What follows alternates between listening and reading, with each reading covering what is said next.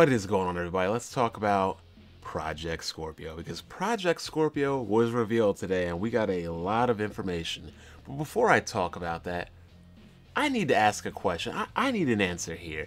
How is it that this conference, this reveal, happened in the middle of the day today, and yet we have so many people on YouTube, on this website, in this community, or whatever the hell you want to call it, that are live streaming reactions or uploading immediate video responses to it? Like, do you guys have jobs? Did you guys like call out of work?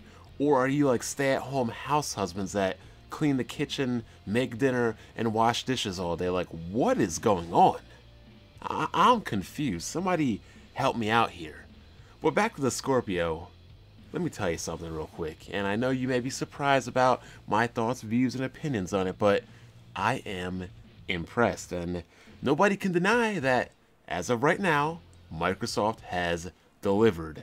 Not on a kid smooth level, 4K 60, ultra everything, but they have delivered on the 12 gigabytes of RAM, they have delivered on the 6 teraflops of GPU power, and they have delivered on showing a demo that ran 4K 60 on Forza. Now, albeit Forza is not exactly the most demanding game, because even the original Xbox One can run it at 1080p 60, they ran the demo 4K 60 with headroom, with room to spare. So nobody can be upset about that. The only thing people can be upset about is the Jaguar cores. The Jaguar cores are returning, but anybody with common sense would have told you that, come on people, the Xbox One and the Xbox One S will forever be the handicap that keeps the Scorpio from its true power and its true potential. And since those are using the Jaguar cores, well, guess what? The Scorpio has to use them too. It would just be too complicated and too messy otherwise to change that part or that component around. Now, as far as the components and the parts and the memory and the cooling solutions and everything that is put in the Scorpio seems to have a high level of synergy with it. Typically, consoles to me are PCs that have been welfarized, not customized, consoleized, welfarized, and stripped down. The Xbox Scorpio, to me, is probably the first console I've seen that isn't consoleized or welfarized, but customized. Customized to give you not a lesser, cheaper result, but an actual more powerful result from the components you're actually using. I mean, they're talking about, yes, you're getting a card and you're getting equipment that technically is weaker than a GTX 1070, but you are getting performance that can potentially, maybe, hypothetically, we'll have to see, but rival a GTX 1070. And that to me is impressive. All in all, it's also going to be in a smaller box, and that to me is also impressive. Now, does this mean I'm going to go out and buy a Scorpio? No, because, you know, consoles to me, I just can't use them. They don't have the flexibility, they don't have the customization, they don't have the things and the tools that I need as a gamer. I like to be in control of my experience. I don't like to just do what people tell me to do and play how people tell me to play. That's just me.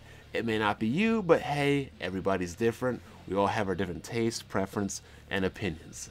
Now, one thing I will say that was a huge, huge missed opportunity here. When I look at the Xbox Scorpio, I feel like everything that they've shown about the Xbox Scorpio is everything that Valve and the Steam box should have been.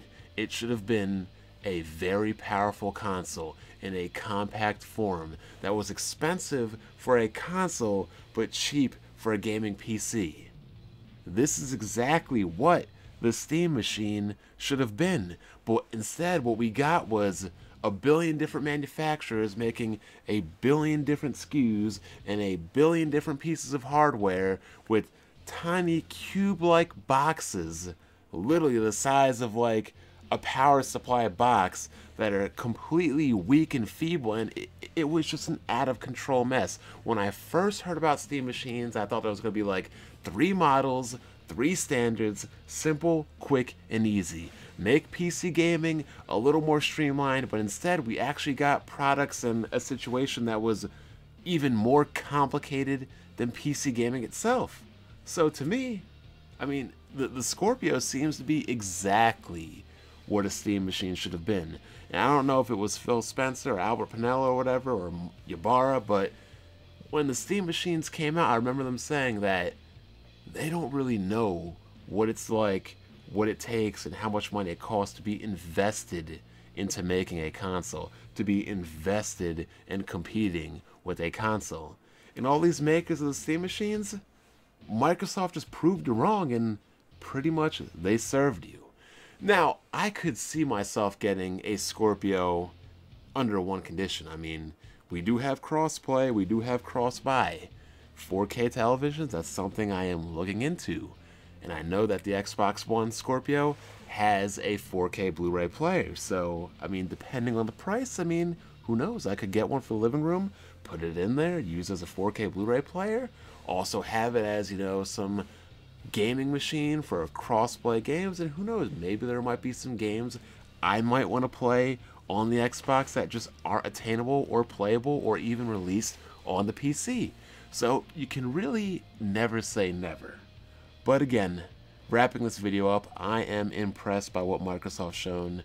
They have delivered. They have not kid smooth 4K 60 Ultra everything delivered, but they have delivered. And anybody who is salty or crying or fanboying or damage controlling about this, you are completely anti-consumer, because Microsoft pushing this out does nothing but make Nintendo won't compete regardless, but it will make Sony at least compete. It will at least make Sony put out a new console or make their current consoles cheaper. It will actually make Nvidia more competitive, because Nvidia doesn't really have a console that's powerful or substantial. So the way they're going to compete is they're going to have to make a more quality video card at a cheaper price, because they're obviously not going to let AMD take over the 4K scene with a much cheaper entry point on a console and what they can offer for a PC, because hey, that'll eat up market share. So Nvidia's going to have to compete too. They're going to have to put out GPUs that are more powerful and that are cheaper.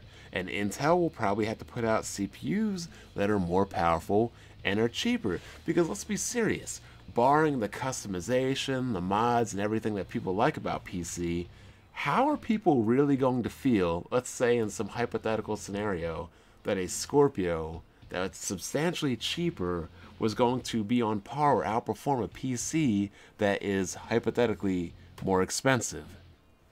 PC gamers and consumers would not be happy with that, and they would not take that line down.